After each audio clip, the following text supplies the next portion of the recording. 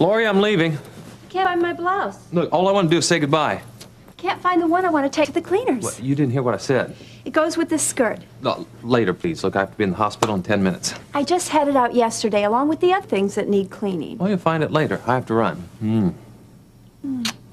That was nice. Sure you have to go? Uh-huh.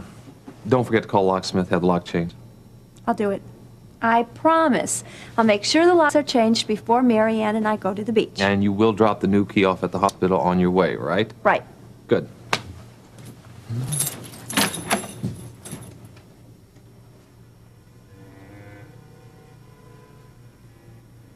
Is this the one you're looking for?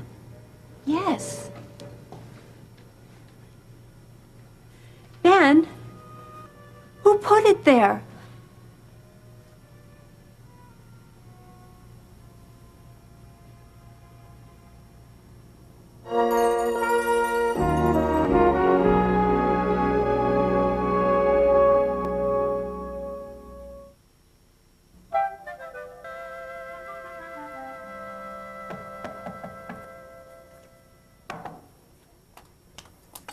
Hi, Jenny. Good Hi, morning. Mrs. Davidson. Are you excited about moving? Well, not really, but Mommy said that there might be more kids there to play with. Oh, I'm sure there will be, sweetheart. But you know what? I'm going to What? miss you. Oh? Listen, you can wait for Peter over here, but I got to leave. I got an appointment. Okay. Is that your homework? Well, you could call it that. It's nurse's reports. Oh, I hope you get a good grade. So do I. Hey, Mom, you see mine? Oh, hi, Jenny. Have I seen your... what? Oh, my keys. My Keys. Right Right here? there. Yeah. Thanks. Look, I gotta go. I'll see you later. Okay. Bye-bye. Bye-bye, Jenny. Bye. So what can I do for you, small fry? Can you come out and play? You gotta be kidding. No, Peter, I'm serious. I gotta go to work. But, Peter, you never have any time to play anymore. You're just gonna have to find somebody else to play with. But Peter, there isn't anybody since Jill went to live with her mom. I tell you what. You go to work for me, and I'll stay home and play. Oh, Peter. Do you ever have any fun at work? Once in a while. When the boss isn't there, which isn't very often. Well, then why do you work if it isn't fun? Money. But you aren't married or a dad or anything. Still need money. Did you marry Jill? Jill and I are just friends, okay? Come on, Peter. Everybody knows you went on a date with Jill. That's a long way from marriage. You women are all alike. One date and you're talking about marriage. Oh, Peter. Well, what are you going to do about it? There's nothing I can do. Nothing was taken as far as we know, and we don't know who it is. The person who has the key is the man who snatched Lori's purse. We still have no idea who it is. Now, why haven't you had those locks changed? We tried. They were busy. Then they went to the wrong address. No one was home when they Listen, came by. let me tell you something. I want you to get a hold of them, and if you have to, take them by the hand and take them to your place and have them change the locks, and do it soon. We are. Lori's going to take care of that today. I mean, to think that a stranger can just walk to your house at will is a little frightening. And what kind of person would take only a blouse? The world is filled with weirdos. People get their kicks in different ways. Kicks? Uh-huh. Yeah, but why return it? Who knows? He wants you to know he was there. Harassment. Yeah, well, this thing's getting stranger by the minute. And, have you made any progress in trying to find this guy? No. What, you mean nothing? Lori didn't get a good look at him. There were no fingerprints on the purse. There were no fingerprints on the wallet, the student ID. There weren't even any fingerprints on the photos he cut out. Yeah, that's another thing that bothers me. Why the pictures, huh? We don't even have a lead on your car.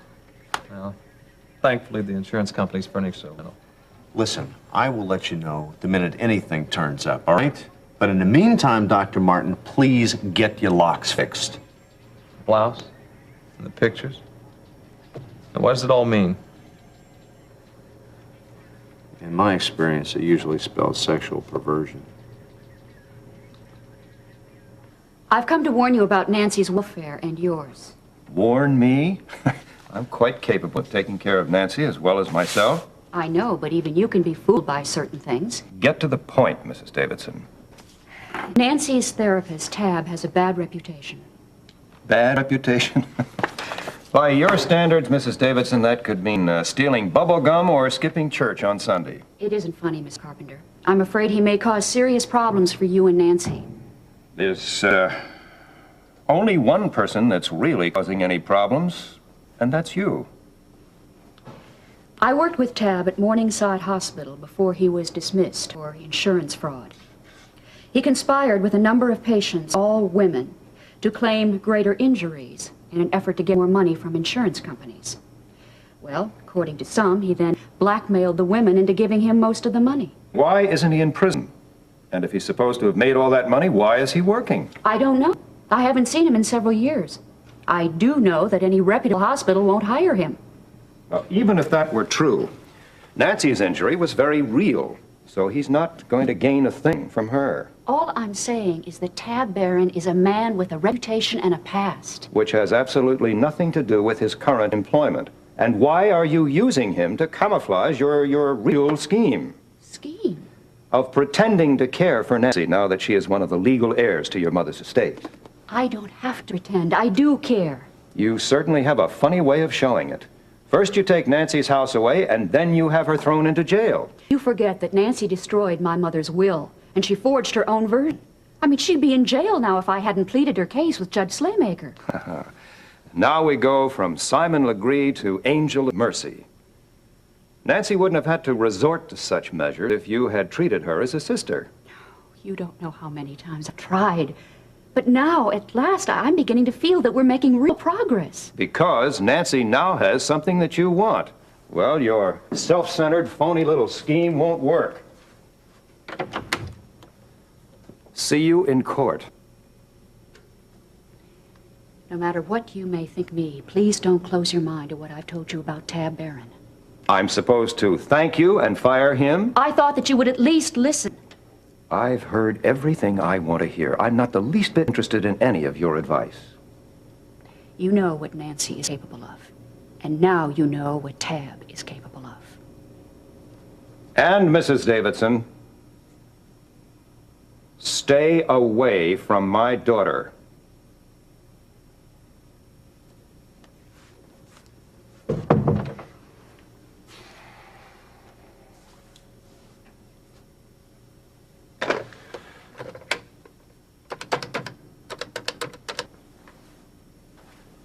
Hello, Harold. It's Charles. I want you to investigate someone. Thomas Allen Barron, commonly referred to as Tab. Mm-hmm. Yeah, well, Marianne's just too naive when it comes to a playboy like Weaver. Yeah, wouldn't you think she'd have learned something for having you as a brother? Oh, come on. Stick with Weaver. I've been no shining example myself. What? Ah, nothing. Maybe she's tired of him by now. I don't know, You know how stubborn she can be. But I'll tell you, I gave Weaver a real firm warning. Told him to stay away from her. Oh, yeah? What'd he say? Oh, yeah, real tough, but he was shaking in his boots. Well, no trouble, huh, Gil? That's what I told him. I'll take care of Marianne. After all, I am her father. Well, you can take care of Marianne. I'll take care of Weaver.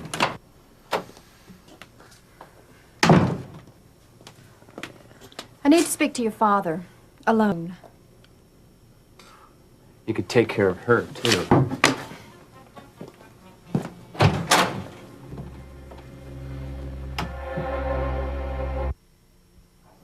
We've got to talk. I thought you did that yesterday. I was hoping you changed your mind. I can't. You're not treating me fairly, Jason. Believe me, Sharon, I never wanted to hurt you. You lied to me, used me, gave me false hope, and you can stand there and say you never meant to hurt me. Not intentionally, no. Don't I deserve better than that? What more can I give you than to ask for your forgiveness? Give me what you led me to believe. I don't want to forgive you. I can't. I won't. I'm sorry you feel that way. Tell me how I'm supposed to feel. That I shouldn't care for you the way I do. No, the whole thing was my fault. I let the relationship go too far. What's wrong with two adults meeting each other's needs? The privilege of marriage without commitment was wrong, Sharon, for both of us. I'm not complaining, and neither were you until you met that nurse. Well, Terry Davidson has rekindled feelings in me that I've had for some time, but always kept covering up. But deep down inside me, I knew that they were right. Funny you never had such a streak of religious conscience before you met her. Well, I never met anybody quite like her before. She's one of those rare individuals that tries to practice what she preaches, and once you've spent time around a person like that, you realize what kind of a hypocrite you really are. I bet if you look a little closer, you'll find out little Florence Nightingale is no saint herself. Maybe not, but it doesn't relieve me of my responsibility of trying to live what I believe. I've known you a long time, Jason. And I know in time you're going to regret leaving me for her. I'm not leaving you for her or in pursuit of her. I'm sure she probably won't have anything to do with me now that she knows what kind of a hypocrite I really am. Oh, she's not as forgiving as she is virtuous. Terry's a lady whose trust I've lost. You're implying I'm not a lady? No. That my trust hasn't been destroyed? I'm not implying that. You show your affection for a man, give him what he wants, and you're not a lady. You hold out, and he puts you on a pedestal. This is the 20th century, Jason. Look, Sharon, you were there when I needed and wanted you. I shouldn't have been so weak. I shouldn't have been so susceptible. I was wrong. Ending our relationship is what's wrong. You still care for me. I know it. Yes. Keeping our relationship would be a lot easier than ending it. But our feelings and desires should be second to obeying God. Oh, brother. There goes that God trip again. You can't tell me God doesn't want you to be happy in every way. The only true happiness is to do God's will. And He's made it very clear that sex without marriage is a sin. Well, you certainly seemed happy to me. I can't deny that our relationship was very happy for me. But I never found any inward peace from it. Be sensible, Jason. Don't let your old-fashioned religious hang-ups spoil your happiness. Our happiness. On the contrary, it's my old-fashioned physical hang-ups that have robbed me of true peace. I'm willing to make it legal if it'll ease your conscience. It wouldn't work. Well, you certainly hinted at it a number of times before you met Terry Davidson. Oh, look, Sharon, I'm not trying to hurt you, and I don't deny that I've had strong feelings for you. But I don't love you. Not the way that God wants me to love a woman. You're just trying to convince yourself. No, you were right. I was using you. I realize it now, but it doesn't make it any more right. You're certainly not holding back any punches, are you? Can't hold back any punches. It's time now for complete honesty. To myself, to you, and to God. I've asked God to forgive me, and I pray that you will too one day. Yeah. Maybe when I'm ready for a convent. Don't you think if I could, I'd ease all this pain and right all of these wrongs? Don't worry about me. I mean, it's bad enough that I've hurt you, but the real tragedy is that I haven't lived up to the Christian example that I should have. I wanted you, Jason, not some Christian example. The funny thing is, I've given you either. I'm going to miss you. I'm going to miss you, too.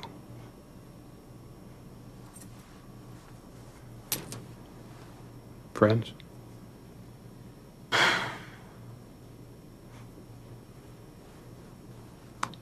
Friends.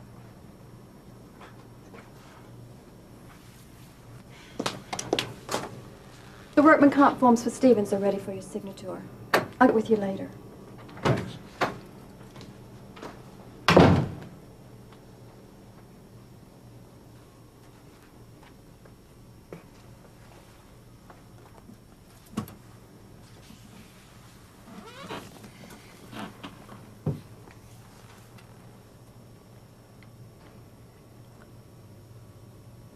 Thank you, Father, for your forgiveness and your help, and give Sharon your divine guidance.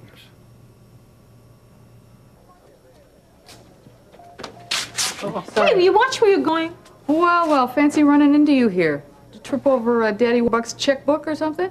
I'm surprised you even know what a checkbook is, seeing as most of your business is done in cash. Been thrown out of any good restaurants lately, Babs? Aren't we getting a little pushy? Got yourself a hired hand, I see. Sugar Granddaddy can't take it anymore, huh? This is Tab, my new physical therapist. Hi. Not bad. Much better scenery than Mr. Geriatric, and lots more fun, I'm Your sure. mind is right out of the gutter, which is probably where they dragged you from to bring you in here. Look on respectable, didn't you know? You ought to try it. If you call working for Harold Webster respectable, then Yasser Arafat ought to win the Nobel Peace Prize. Hey, Harold happens to be a very nice guy. Oh, I'm sure he is. And I'm sure he keeps you busy, too, day and night. Now, if you don't get out of my way, I will just run you right over. Try it, sweetie. And the next suit you'll be wearing will be a body cast. Now, ladies. Hey, that's singular. Must have been a pretty bad case to be admitted here. I had an accent. Oh, well, she calls it an accident. Did you hear that, Tab? And I hear it in epidemic proportions. Let's get out of here, Tab, before we catch it. Don't worry, honey. Even that disease wouldn't get next to you. You're home early. Yeah, so you're out picking flowers, huh? They're beautiful, aren't they? You know, I didn't think they'd be in bloom this early in the season. Yeah, me either. They're gonna look so nice on the table. You have a commissioners meeting to go to tonight? No? Good, then we'll be a little late. Oh, that's okay, babe. I'm really not hungry. Oh, there. We're having roast beef. Oh, fine. You have a good day? Well, I had a hard time keeping my mind on business. Is that why you came home early? Mm-hmm. My mind's been right here on you and us. That's all I've been able to think about, too. You know, you're still my #1 girl. And I'm sorry about the way that I've been acting. I know it hasn't been good for either one of us, you know, but I'm gonna come out of this thing clean. Oh, Gene. And, you know, you're right. I have been holding back, but that doesn't mean that I don't love you as much. If not, I mean, more than ever. I love you, too. Yeah. But, you know, there have been a couple of doubts that's been bothering me, though. Well, you know, singing is important to me. Mm-hmm. But not as important as you and Jimmy. Don't you ever doubt that. Carla, if we're that important, then why are you still seeking a career? I've tried to explain it to you, Gene. I know you have, and I know you probably believe it too, but... Well, I ought to know my own feelings. Well, I know, but, you know, your career, your life and everything, I mean, on all that time, I mean, it surely didn't consist of singing to an audience, you know, and you weren't just going from one nightclub to the next and everything, but I know that there were a lot of men who would have given anything to be #1 in your life, lady. Sure there were. And don't tell me you didn't enjoy the attention. Well, what woman wouldn't? But that doesn't mean I slept with them if you're getting at. Oh, come on, hey, you don't have to admit anything. I mean, not unless you want to, and I know that I didn't satisfy you enough even before this whole mess came up, Carla. Our marriage had problems before I left, but we straightened them out when I got back. Scars and insecurity of those years, I thought they were all gone, but they're not. And that fear of me not being man enough to satisfy you, Carla, that's why they haven't left. How can you even think that? Carla, I couldn't give you the money or the attention that you needed, so you went after it through a career. I couldn't give you freedom to make you feel whole. I couldn't give you a home or a bed that you wouldn't leave. And Carla, babe, I couldn't even give you flowers that you don't already have. Oh, Gene, I'm sorry. No, don't be sorry. I mean, it's just the story of our marriage, for crying out loud. It was a mistake in my leaving you. But I don't know what I could say to you that I haven't already. Carla, you know what you can say? Honestly, you can say that no man has ever satisfied you the way that I have. You know, you're being jealous of someone that doesn't even exist. But Carla, I have to know. Come on. I will never leave you again for a career, Gene. You won't? Babe, don't force me to look for a way out. I love you. I'm your wife, and I left you chasing some dream years ago, but please don't push me away now. Please don't be jealous of a 2-year mistake. Be my man for the rest of my life. But be my man now.